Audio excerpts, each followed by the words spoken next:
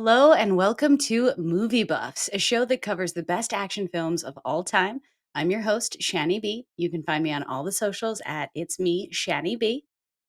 And I'm your other host, Cisco from Misfit Minded Media Reviews. You can find me on all the socials at Misfit_Minded and on Twitter at Rampage_Misfit. And then for more, reviews, like we said, go to my website, misfitminded.com. Yes. Um, and today we are talking about Denzel Washington and Antoine Fuqua's powerhouse franchise, The Equalizers. I'm so excited about this. Please, Yeah. add anything in here if you can. If you haven't seen these films, so far there are only two. We're talking about this to get ready for the third that's coming this weekend. But the first film, it introduces us to Robert McCall, the quiet, incognito ex Special Forces operative who cannot help but come out of retirement when he has to rescue a young sex worker and take down the Russian mob in Boston. Uh, Boston, right? fucking Boston. Boston. I mean, there's not enough Boston accents, but we're gonna get there. We're gonna get We'll there. get there. Yeah. The second film, Robert returns to peace. He's supporting local artists. He's trying to connect to the community when a former colleague and from his special forces days gets murdered. So he has no choice but to come out of retirement one more time to avenge his Yep. friend and bust up some corruption. Still, I think in Beantown at the end of the day, but I'm not oh sure. man, two bona fide action storylines, both Mhm. executed by a master. So tell me, how do you feel about this franchise and how do you feel about these movies? I'm sort of a fanny bee of these. Uh, All right. um, I always like Denzel being able to kick ass. I'm always gonna, pay to see that. And so, he definitely elevates the material, and like that's why he's like, I feel like the best actor because the original, one of the original castings of this was gonna be Russell Crowe in the first Equalizer, Whoa. and that's like a completely different like during the research, and I was like, that would have been a completely different franchise. Like, I don't even know if it would have been a franchise, like honestly, because Denzel brings so much to it that no other actor could. It's true. Um, It's true. That's wild. we'll talk about it, but like the OCD effects in the first one really don't carry over to the sequel. So I'm like kind of interested to what they're gonna do in the third one. Yeah, yeah. Because it I seems like they just, I don't know, like he just got over it. Maybe I don't I mean, I know. interpreting that as this film sort of being informed by the franchises of Sherlock Holmes and Taken and John Wick, like, they're all in the same family where I wasn't sure if that was to mirror his character or to mirror the level to which his character was capable of just operating in these environments so lax, throwing the signature look across these movies of like, Yeah, but I don't know, either way, it's, like, kind of weird that they just kind of abandon it, like, in the sequel. Like, no matter what it is, like, the slowing down time effect, it's, like, not, they don't really return to it, so I don't know why. Um, yeah, there's a plenty of great actors across both movies, which we'll get into. Um, he develops some questionable relationships over the the 2 to movies. say the least. Uh Yes, yes. And this time around, I gotta say, very surprising to me, because for the longest, I always thought the first one was the superior movie. Mm.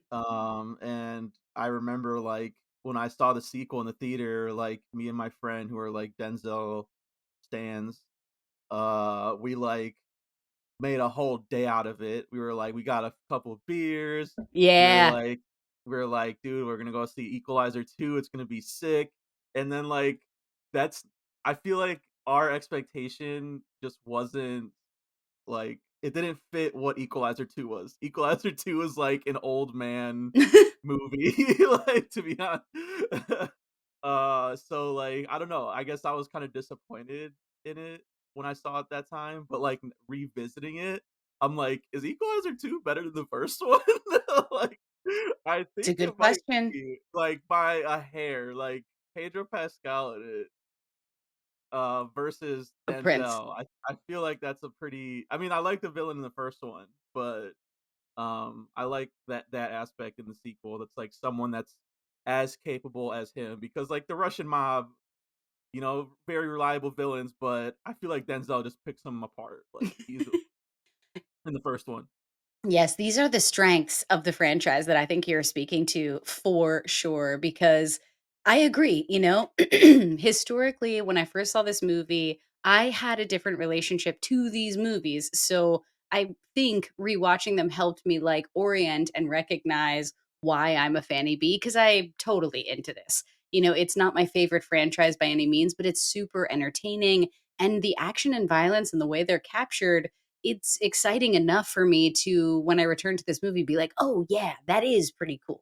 It's like I think I always come to these movies with really high expectations just because I love action movies, but it takes a little bit of time to sit with what I saw, to rewatch it, to take it in again, to really appreciate what's going on, and I agree with you. I think it's hard to tell maybe what this franchise is going for at the top because I guess maybe they didn't know they'd have that, and it's hard to determine which is better, the first or second, because the second one knows exactly what it is. It pulls no punches, just knives. Like there's no there's no ifs, ands, or buts about what we're after and what we mean in the second one. But the first one's like kind of rocky, and I guess Yeah. that's all still within the context of that I've accepted this film for, like, it being the old, Clint Eastwood vibed type of hero, like, seeing Taken, seeing John Wick, and being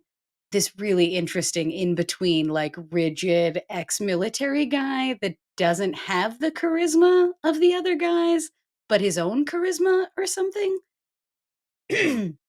I'm not really sure I'm not really sure why I like this franchise so much, but his character's so interesting. He's got so many tricks up his sleeves.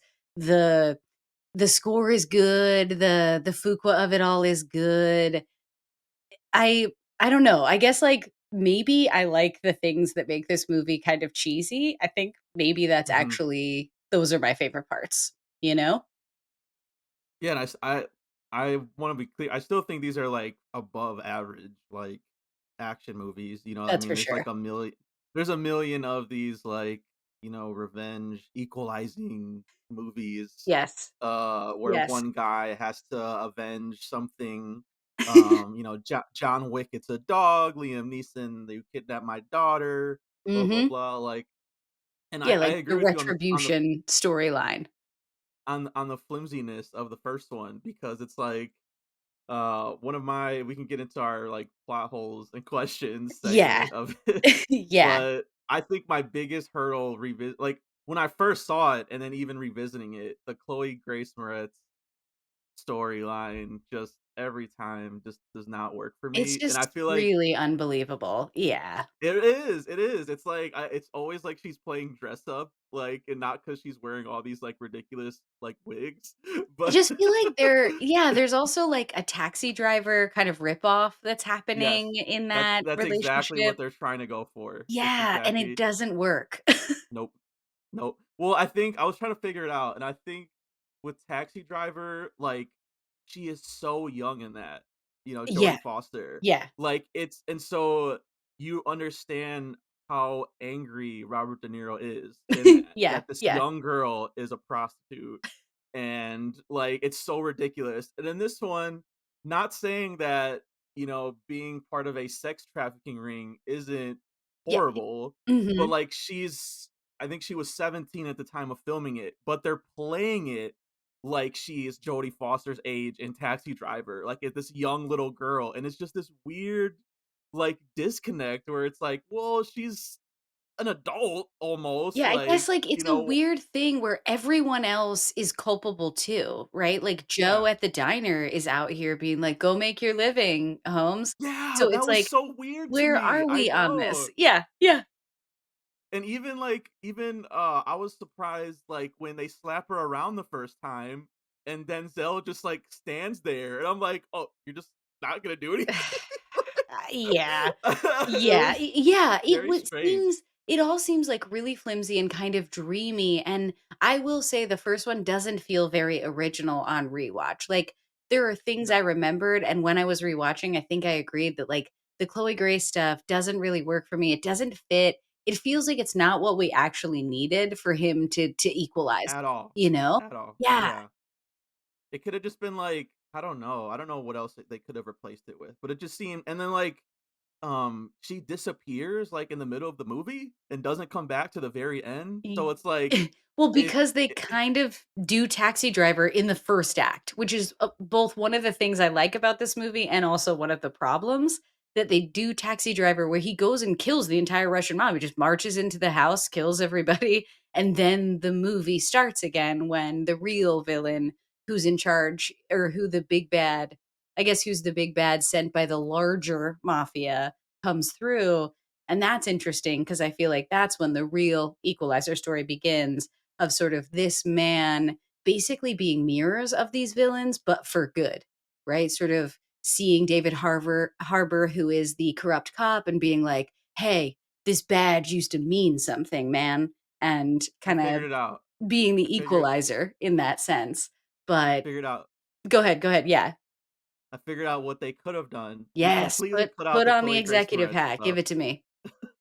Completely cut out the Chloe Grace Moretz stuff. You don't need it. Lose it. You can still have him go to the diner, like, he can't sleep, Yep. but you start with or like the beginning part of what makes him want to become an equalizer is he sees something that a dirty cop is doing, which he does in the movie, but like, and so then it becomes like him taking down the Boston police department, and then he flips like one of the cops and starts taking down like the Russian mob or something. Yeah. Like, and Yeah. I that's mean, how he like infiltrates there. They sort of do that, but mhm. it's like very like shoehorned because they spend so much time setting up the Chloe Grace Moretz stuff, Yeah, and yeah. then at the end, it's like, does she even know that he's the reason that she has all this money? Like, we don't know. I Like, she mean, was in the hospital. they do It's like come you back together for, like, a second at the end, but it's true, it makes no sense being the overarching so thing we weird. return to. Yeah, it's not a good anchor story No. for what the equalizer is, because I do feel like that's part of what they learn in the second is that, like, he becomes your friendly neighborhood equalizer at a certain point Yeah, where, exactly. he's righting wrongs, and that Ah, is I feel like that's what they should have done from the top where, like, he shouldn't have had a personal relationship to Chloe Grace. He should have been, all of it. weird All having of the his friendly tea and neighborhood yeah, stuff. I mean, I'm he like, could have "Cut just it out. seen We them don't slap need her it." around. Yeah, and Yeah. then started being like, "Okay, I'm gonna equalize because I don't like what I see in my Yeah. neighborhood." But, Yeah. yeah, the first one, it's the rare, a thing where in a franchise, it's not the most dramatic piece. Like, I feel like there's more drama to be had in the second film because he actually cares about Melissa Leo or, does his best performance to make that more grounded, and it just feels like usually the first action movie is the one with the most grounding and then it becomes more and more about like the bullets and blood. E- Mhm. While it does that in Equalizer 2 for sure, it also randomly has a better story, I think in the I end. think so too. Yeah. I was surprised at how well the story, like, holds up. I would say probably the first one has better action though, because it seemed like they wanted to get that down at least, like, Yes. very stylized, like we were saying, like, hyper stylized, and so I think the action in the first one still is a little bit better, but to the one more point about the prostitution thing, I'll move on, I promise. Uh, it's like like, yeah, he sees her get slapped around, she gets put in the hospital. Again, awful, like, not good at all. But her best friend, played by Haley Bennett, Let's go. fucking dies. She's fucking dead. It's So it's true, like she has if to you're pay, really gonna dude. equalize, like, and that's part of my issue too, I guess, with like his name is the Equalizer, even though they never say it to him. Okay, so like by that logic, he is he is dealing out what the villains are doing. So I I feel mean, like in the he's script just writing, yes. if they if they kill the sex worker played by Helly Bennett, and he's like, "Oh, if they killed her, I guess I gotta kill back." Like, that's equalizing. But like, I But, mean, I like, guess, like, Chloe Grace Moretz being put in the hospital and, like, that's is the kinda, like, inherent beat up. issue here. Yeah, that's the It's like, problematic piece of you're the not spine. you're not doing that to the Russians. You're deading them. Like, there's no going to the hospital and they might have a chance to survive. That No, no, it's not equal by any means. But I think that that, like, is the issue in the backbone of this whole thing is Yes, he's a exactly. psychopath. He just happens to fight for the right side, so he's allowed to be. You know, like, the way that Oh, his violence steps up across these movies, it's like, this dude's a serial killer. He's just dude. allowed to because he's like, "It's in the name of equalizing." And I guess because this is a movie, I'm cool with that, but those that's where when, to get into some of the questions and plot holes, like, that's where most of my concern lies that, Yeah. like, it's questionable. His morals are questionable at best. Like, Liam Neeson's is after his daughter, so him being pretty I vile was is just gonna okay, say that. right? I Like, think John yes. Wick is actively escaping, so he's gotta be vile because it's his life on the line here. He's not wanting to, he has no choice. Denzel, he picks and chooses who's gonna I pay. feel like he wants to kill people at a certain Yeah. point. Like, Yeah, he will he's waiting for an like, excuse. I feel like he goes to the diner and he's, like, got his tea there and he's like, what kinda shit can I get into?" Like, he's looking for sure. he's looking in people's eyes as they die as the light goes from them. Like, this I guy mean, that's enjoys why I've been fucking killing working people. on the face because he is literally becoming a sort of the mask he wears as a serial killer is the, like, Yeah. because he does I that mean, face and then and he's somebody is gonna cool. get it. Right. Every It's time he gives cool. it.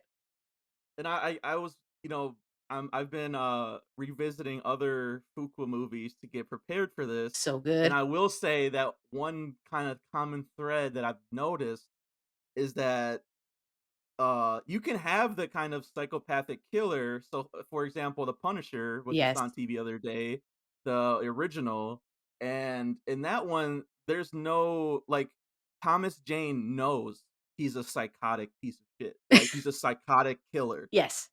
And that's why he doesn't build any relationships. That's why he lives by himself and he has a diet of like whiskey and that's it. Mhm. Uh, Mhm. and so it's like that the The movie awareness. plays into that. Yeah, and so it's like, and I think Fuqua in his movies a lot of time he just gets so swept up by Denzel or something where it's like he can't see him as a like as a anti-hero. He Yeah. can only see him as the hero. And he's Yes. done many movies with Denzel where they can kind of explore that darker aspect, but it's just like Denzel's so cool. Let me just shoot him like he's a It's fucking true. It's he's a true, yes. Marvel hero. Yeah. Yeah, you're absolutely right, because I think that's, like, one of the signature pieces of what Fuqua is doing is that, like, he Yeah, loves to tell the story of how, "Hey, I think a psychopath is a psychopath no matter which side they're on." Because I kind of yeah, actually do see him as maybe, and I'm looking forward to seeing if this is actually there with the 3rd one, but I do think that he is actually trying to see the arc of how this dude thinks he's a good guy in the first one because he's rescuing these yeah, women. In the second one, I think that's getting called more and more into question. And then by the end, yeah. like the culmination of the second movie and what he is doing by the end of that movie, I think the third one could really be about how, at a certain point, the anti hero has to see themselves. And who better than Denzel to be the one that finds himself in the mirror? And man, I just feel like nobody nobody makes an anti-hero look cool like Fuqua does, dude. He figures out a way. He Like, does. I think the action of the first one being so good is really a testament to his directing and sort of saying, like, I know how to visually tell you who this guy is. I don't know if, like, the writer can nail it and give Denzel enough, because I think you're right that, like, Denzel elevates it. But I think if you watch this 100%. movie with the sound off, you get it completely. And I think that's because of what he does with his directing. Well, and this time around, I don't normally do this, but I kind of like because I have the Blu-ray, and there was a feature on there where it was like you can watch it in vengeance mode, which What? vengeance mode is certain scenes would be broken down by Fuqua and Denzel. So I was like, okay, well let me watch it and see like, and I have to say like they're not the best Oh, comment shit. at commentating their own movies. Like, it was kind of a letdown, I'm not gonna lie. Like, Damn, I fuck. I feel like Fuqua was repeating himself a lot, like, "Yeah, this was informing the character, this was informing the character." He kept saying that, and I was like, "Okay, I get it." Like, informing of what? Informing of who? Like, what? And then Denzel, I guess, had, like, the better pieces, I feel like, where you can tell he got super deep into this, like, Mm. because like, every part he plays, like, he's just so committed, and Yeah, so, like, yeah, he's I a guess he was, capital like A actor, you know? I guess he was, like, studying, like, OCD and, like, different things, like, so, like, in the first one, like, so a lot of the I do I like I how it's not psychopaths like to blame OCD for I what they know. do to people. I think that's It's a like really fun through line as well. the accountant did something similar with Ben Affleck, like, That's uh, such a good parallel to draw because there is um, something about how, like, Denzel and Affleck are such good actors that they can show you that, like, a psychopath had a soul. Someone just yeah, stole that or they signed it away, gave it away, whatever. but, like and it's not my issue isn't that it's in the movie, it's just that they don't come back to it or that it's like it almost feels like just a stylized choice and then it's like all right let's do something different it's like if Yeah. that's part of his personality then just make it part of like that's part of his and they do in the first one I feel like Fook like to your point Fook was directing all those like insert shots of him lining up the book to the edge of the table and the Mhm. spoon and everything and when he's like the first scene where he kills the Russians and he puts the skulls to Yeah. every person and he closes the door 3 times it's like okay like we're Also the getting we don't timing, he's always keeping time, the he's watch, always the mhm, stopwatch, yeah, counting. Yeah, there is and so something it's like interesting about how I couldn't tell if that like, how you can see how that's immediately OCD and how Denzel sort of is building his character around these things, but how I also thought, "Yeah, but is this also visually manifesting that?" they never Yeah, explain it, yeah, exactly. exactly. Yeah, yeah, I So it's wish just that I tough. could understand it more. If they explained it, I feel like it would be a lot easier to kind of swallow, It's true for those because parts. I just watched these movies and I did not at all pick up a lot of that coming in the second one. Like, the second one felt like it was just a free for all where because he was allowed to do the violence he did in the first one, we just were, like, off to the races. It was like a true second film with, like, bigger body count, harder to kill Mhm. the villain, all that stuff, you know? And again, to the Denzel point, like, he did all of his stunts, like, or, like, majority of them, like, you can see him so, like, when they're slowing it down, that's part of I guess that's part of the benefit of that style, is you can see Denzel the whole time, Yeah.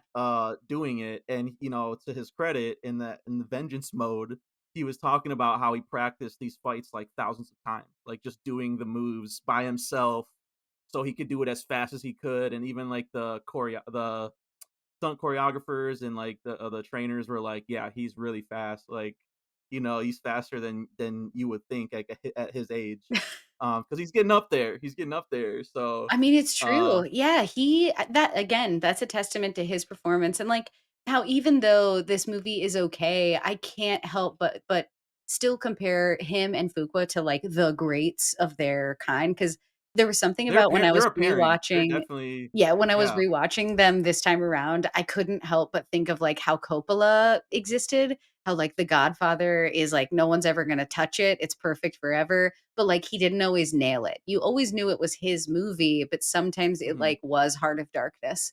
You know, like, mhm. sometimes it was Godfather And The 3, Godfather right? was Yeah. based on the Like, books.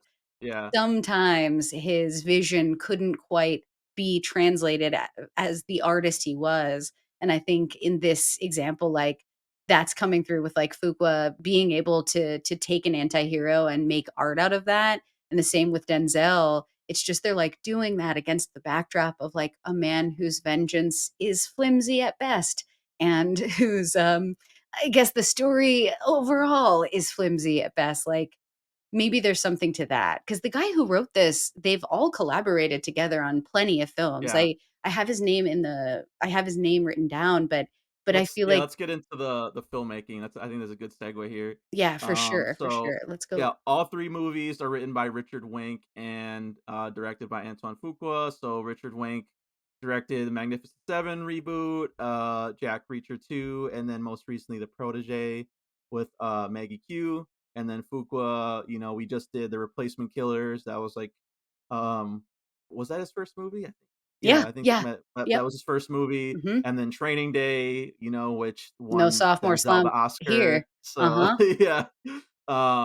Olympus Has Fallen, Brooklyn's Finest, the list goes on, and so, I mean, he's had some misses for sure, like Fuqua, but, you know, him and Denzel, I feel like, are like Martin Scorsese and Robert De Niro. Like, it's Yes. like, you know that it's at least gonna be, like, a watchable, like, entertaining movie, and, like, I got the impression too from the behind the scenes that, like, you because I can usually get a feel for certain things by so many people talking about it, and I got the impression that the script was very bare bones when Denzel got signed on, and It's so a lot of it was added because of Denzel, like, working with the screenwriter. Like, I guess he, like, worked with him for, like, weeks to, like, wow. rewrite it to how he like, To what he how thought he would be saw this better. guy, what this guy would do and say and be. Yes. And he added all the OCD things, like, like, that was all Denzel, that wasn't in the script originally. So, like, it Interesting. makes sense that, you know, I guess that in the sequel, it's not as a part of it, but, I Yeah, I mean, they mean, still. it's a little bit of a shade, criticism, but if you think about all the films this guy has written and these movies, like, they mostly hinge on what the actor and the director are gonna decide to do with the content, which Yeah, because frankly, like, Training that is Day what a writer should do. Um, 'Cause but Training Day, like, on rewatching it, it's like it's not the craziest script. It's pretty, like, basic, like, there's a rookie cop, and then he's being trained by a dirty cop, and it's like yep. but it's like, because it's Denzel, it's like, "Oh, shit, this guy is, like, plotting the entire time," like, you Yeah, know, the but, like, you still definition like of him. dirty cop Yeah, is has so many colors now. Yep. yeah, but you still at certain points, you still like him, and he's right about certain things. It's like you have to become a criminal in certain cases to catch criminals, and then I guess that's what Robert or Bob in the Equalizer. I guess that might be his kind of psychology too. Also interesting that the Russians kill Denzel in Training Day, and then Equalizer has Denzel killing the Russian, Yes, it sure does. getting some revenge. Yeah, yeah, I feel like this for everything that we could trip up on, there's a lot of strengths here. It's just one of those things where, action movies, they have the ability to elevate things, to talk about real things, to ground things, but they also have the ability to exist in a world where a person who is dead can commit lots and lots of murders and no one will question that or look for their identity in any way. Yeah, There's no coverage, news coverage, there's nothing. Like, what are some of I know. your hangups here so we can laugh a little bit just about that? Because I feel like the filmmaking, it's epic. I don't have any notes. Mhm. I feel like that's not where my problems lie, even though I'm not, like, a huge fan of the OCD way of capturing things. Like, I feel like that's a Yeah. Tony Scott move, and Tony Scott, like, I vibe on that, and him and Denzel work well together too, but See, I'm but that's part of my issues, my hangups with those movies. It's just like mm, I'm always just like, you don't need the over stylization. You have Denzel, and it's like where Training he's Day. got you. It's so simply shot. It's like it's not stylized. It's like there's none of that at all, really. You know what I mean? And it's like, Yeah, is that a secret that that's like why it's Fuqua's like best movie and one Denzel? It's like you I don't think it need all could that be. shit. I You think it know, like might be. Because, uh, like, to your point about, like, less is more, I mean, my favorite of his movies besides Training Day, though, is, The Guilty, and even though I had no idea that it okay. was that it was a remake, but, I do remember watching it and just being like, "This movie is crazy because the tension is so high, but I'm not going anywhere, I'm not doing Mhm. anything, I'm just In a room. someone is The just thing that capturing these yeah. powerful ass performances, sometimes literally just vocal, and that's exactly it. And The, with like a Jake Gyllenhaal, you know you can do that. Like, when yes, you have an actor like safe. that, my favorite Fuqua, I'm realizing as I only have a couple left to go Mhm. before I've watched all his filmography, and I think my favorite is when he tackles that underground crime element. So Training Day, Brooklyn's Finest, and Yes. even Replacement Killers. Yeah. Like all those movies where he kind of like goes into that underbelly, and he has like dirty cops, and like basically there's no like, I'm the hero of this, franchise, because it's like every time he tries to over like to do that, like King Arthur, for example, it's like, oh Stop. god, like Ugh. just stop. I mean, I think It's maybe so that's boring. It's so yeah, maybe boring. You know that's what I part mean? of There's it no too. dimension. There's no dimension Exactly. to it. Right, Yeah. telling a story about a hero is boring, and I think even Marvel found its way there too because a good guy Yeah. is only so interesting. There's something Well, Iron about Man is even like a jerk. Like he's a like yeah, at the end yeah, of the and he's day. the he's maybe the one that I feel like I'll miss the most when we take these breaks from that Exactly. type of Yeah. thing, and that's gotta be what it is. And I have to say, I do like action movies that bring in the, like, psychology of good and bad, like, these are people who do evil things but are talking about conscience, they're trying to, like I think that's always gonna be an interesting conversation too, where basically you say, there are a lot of things I have no boundaries around, like, I'll kill a lot of people, but I won't kill a kid. Like, I'll kill a lot of Yeah. people, but I won't kill someone just because I am angry with them. Like, they'll have to have done something, and even though that's, like, not great that's not, like, a great extreme question to be asking, it's what movies are made of, and it's at least a good moral question to talk about, right? Like Well, yeah, I will say one thing to the script's credit. One thing I like about how they write this character, is that he always gives, and they talk about this in the behind the scenes too. He always gives the villains an opportunity to flip and do the right thing. So, mm, like, he tells the cops, I think you should give the restaurant owner the money back. And they just mhm. laugh at him, and they're like, "Why would we do that?" And he's like, And "'Cause I then think I mean, that it'd does be in turn your best." around on him though, right? Like, Yeah.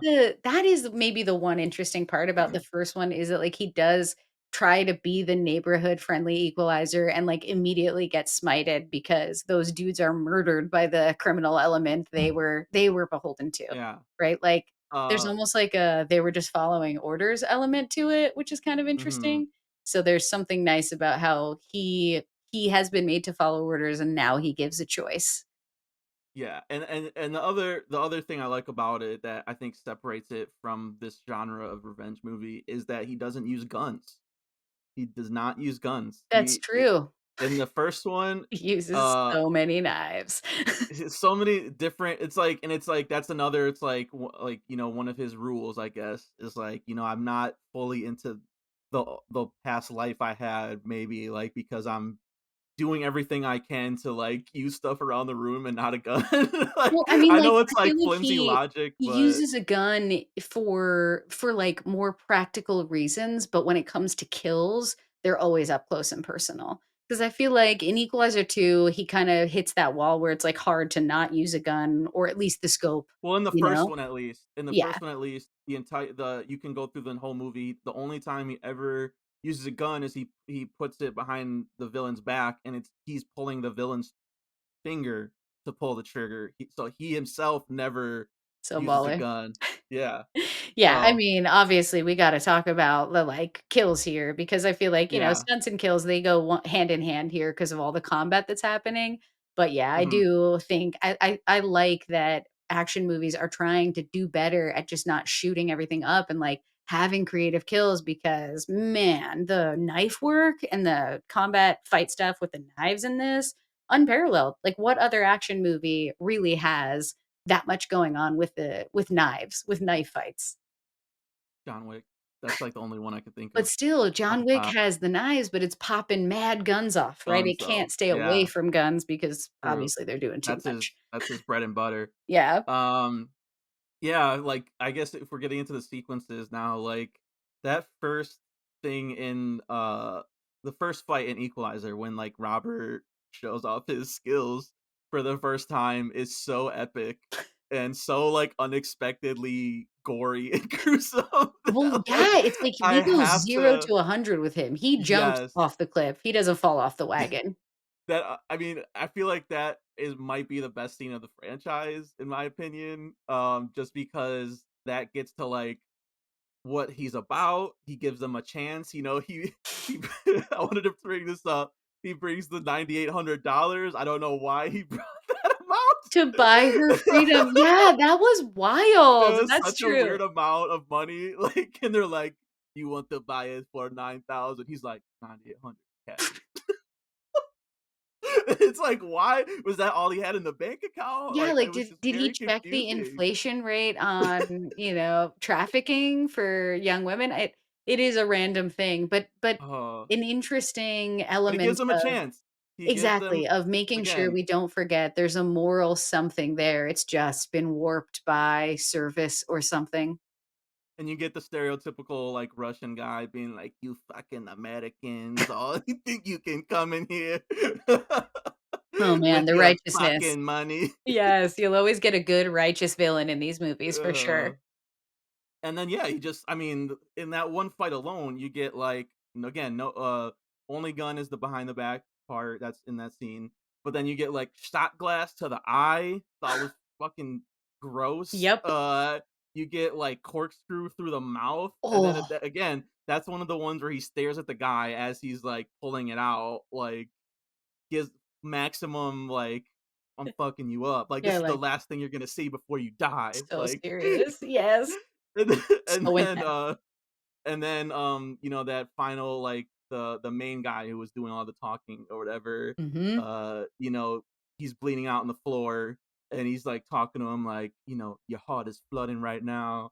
You're" Well, here's the truth. like, talk Right, here talk is the hard talking him truth. through your death. Yeah, like, and it's just oh, man. It's I like mean, it's all that stuff, like, really tracks with how serial killers work. They're, like, looking to log yes, every moment of exactly. your death so they can relive it in a fantasy, and he's, like, literally doing that in front of us. Amazing. What about you? Or some other sequences you like?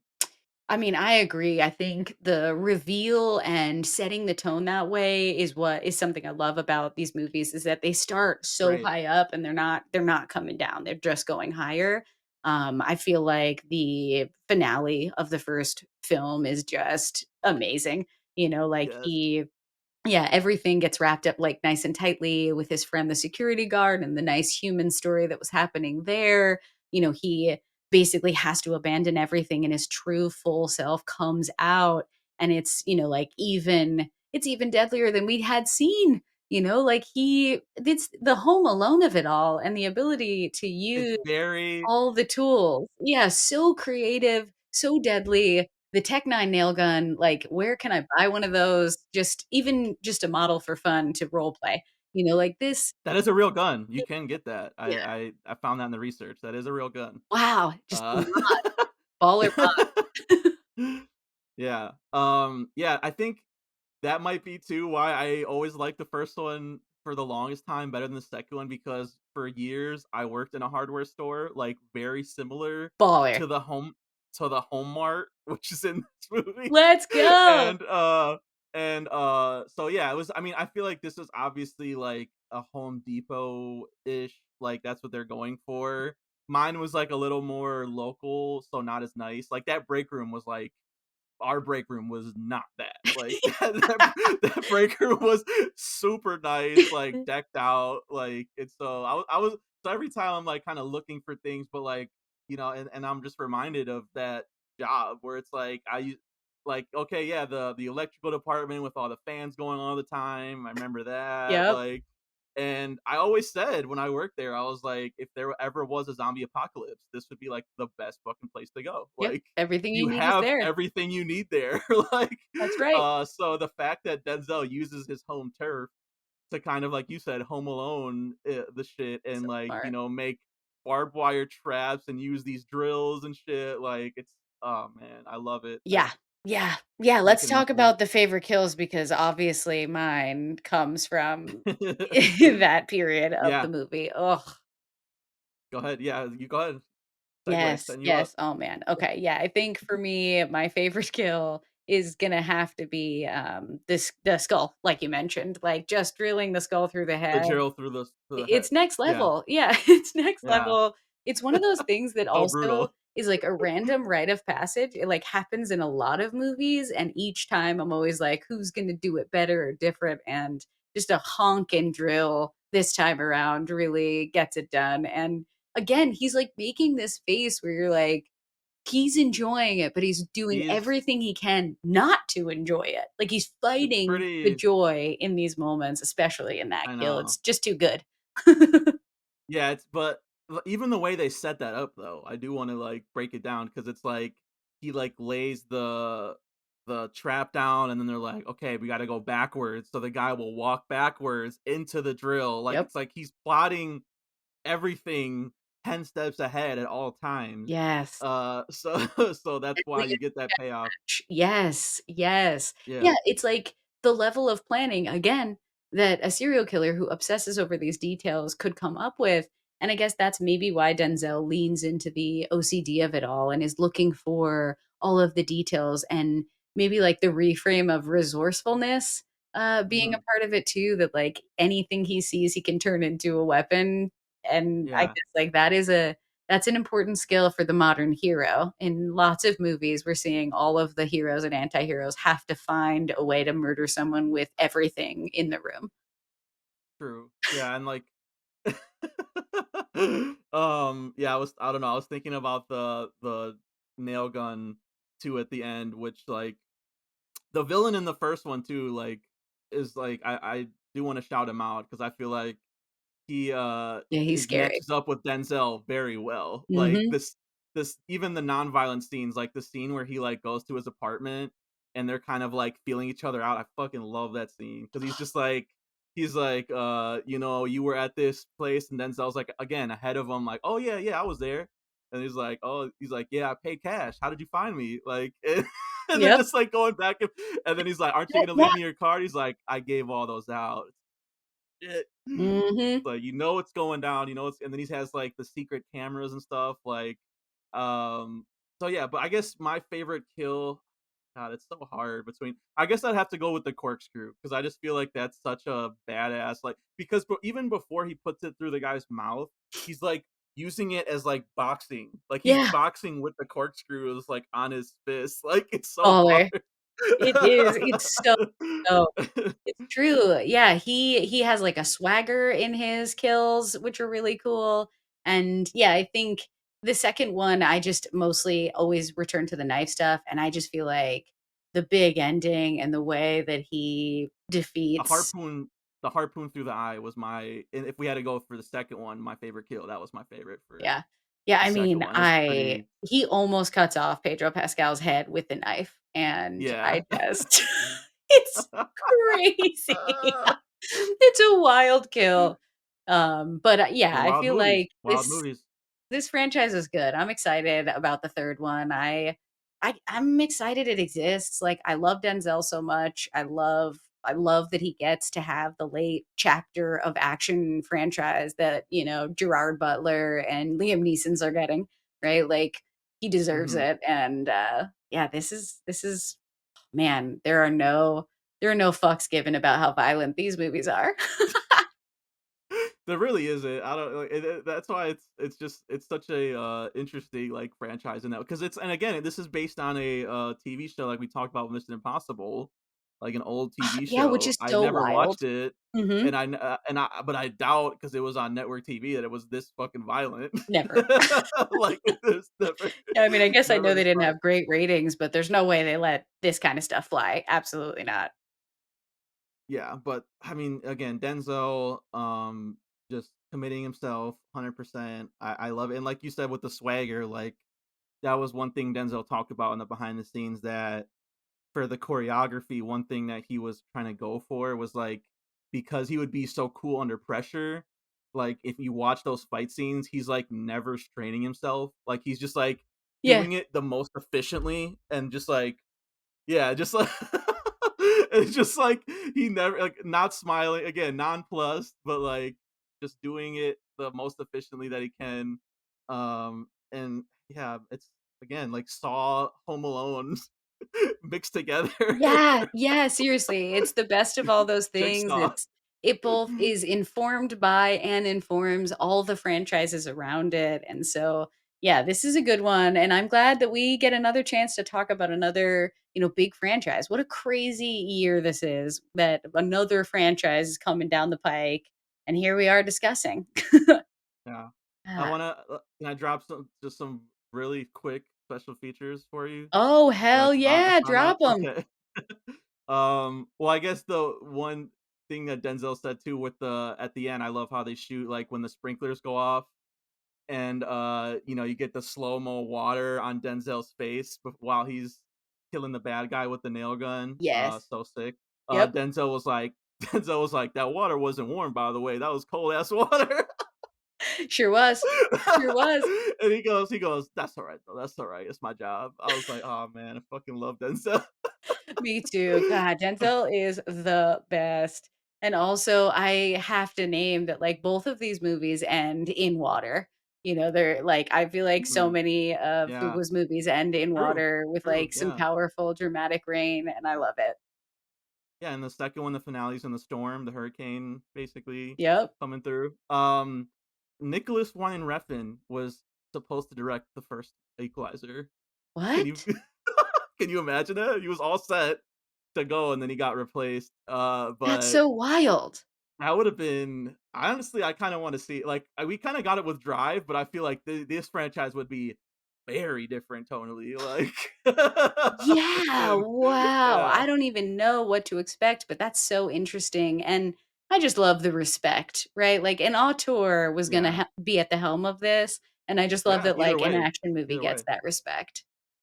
exactly. The Chloe Grace Moretz piece, apparent like, the role originally was written for someone older, and then Chloe Grace Moretz basically met Fuqua, and he fell in love like, he was like, "You're the perfect for this part," and it's like, "Oh god." It's like I'm happy for her, but at the same time, it's like, I I I kinda think you were just like, she's a really nice person, and you wanted to cast her in something, but She was I so would've hot. She's been so yeah, hot, like, we respect her, we love her, but she doesn't fit here, and being miscast, like, it's always so it's unfortunate when hard. somebody gets I miscast. know. Yeah, yeah.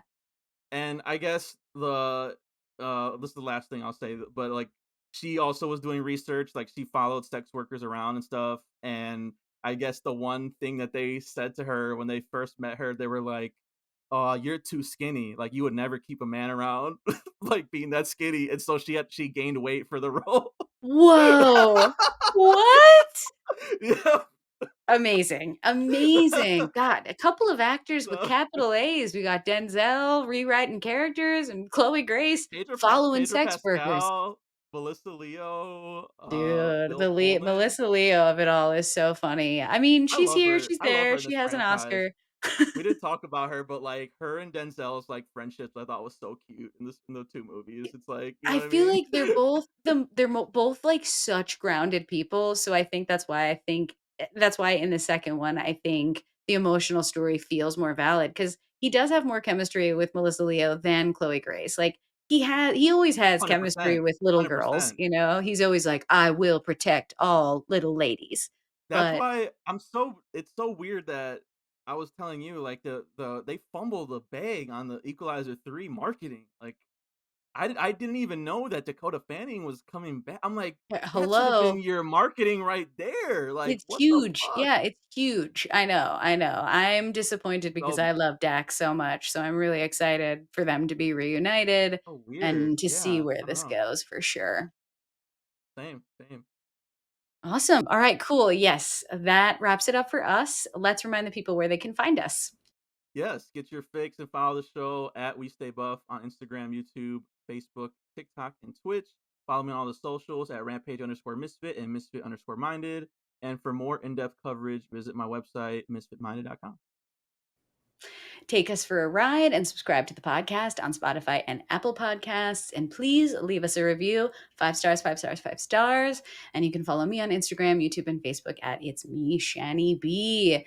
All right. Thanks for watching. Thanks for listening. We'll catch you next time for another edition of Movie Buffs. Stay buff.